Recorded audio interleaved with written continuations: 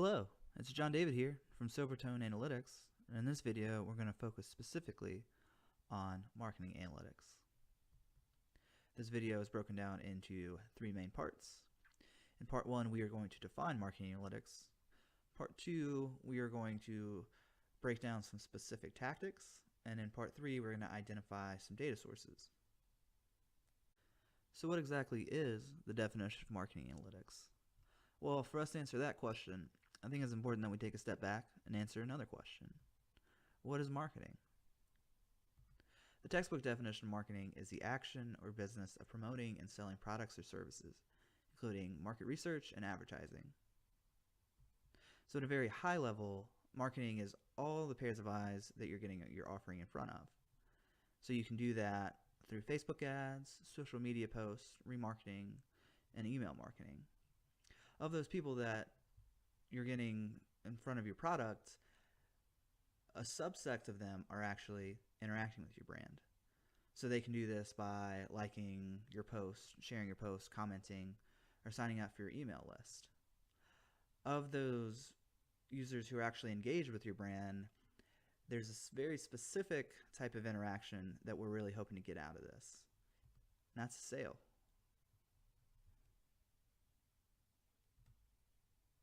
So what is marketing analytics? The textbook definition is the practice of measuring, managing, and analyzing marketing efforts with the end goal in mind of maximizing your ROI for your marketing budget. So now that we've defined marketing analytics, we can delve a little bit further into tactics. In this video, we're going to focus on two specific tactics. So the first tactic is defining KPIs. KPI is short for key performance indicators. And defining these helps give some guidance to your marketing efforts. Listed out here are some of the major KPIs that we take a look at. Revenue is a very important KPI.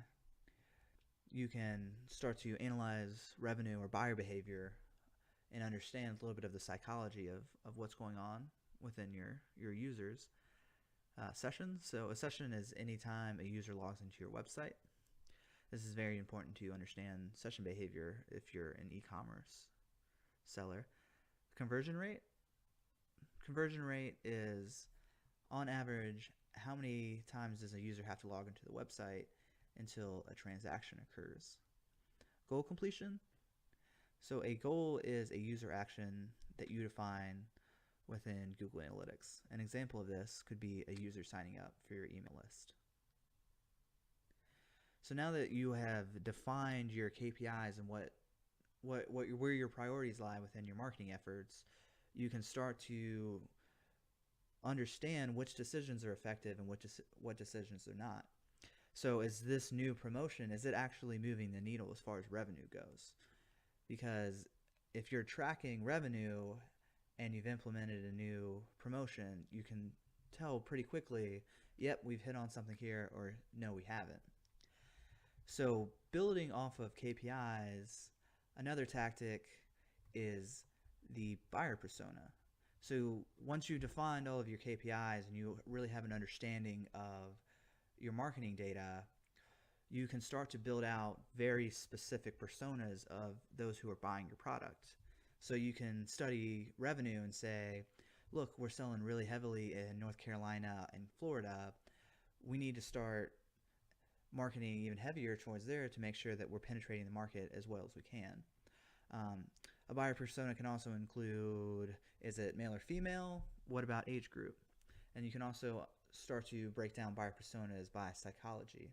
So are they a young professional who is just starting their career and they want to buy based on price? Or is it someone that is 30 years into their career and they've got a significant amount of wealth accumulated and they don't mind spending a little bit more if they know that they are getting the top of the line quality? Where do we get the data to implement the type of tactics that we just outlined? Well, there are a lot of different data sources that we can use. One of our favorite data sources is Google Analytics. And the reason for that is that you can understand by studying Google Analytics data how users are interacting with your website. Plus, you can also understand some of the demographics information as well. That's really useful and effective for understanding how effective your marketing is, because you can start to tie specific demographics with buyer behavior. Social media. So social media data sources include Facebook, Twitter, Pinterest, and all the other social media platforms. This is a really good data source to understand who are the type of users that my marketing is starting to have an impact on. Another way of saying that is who's actually engaging with my social media marketing. Promotional data. So promotional data is an internal data source, but this can help you understand what type of promotions are really resonating with my consumer base. And finally, your customer order history list. So a customer order history list can show you the how, when, where, and why of when someone is buying your specific product.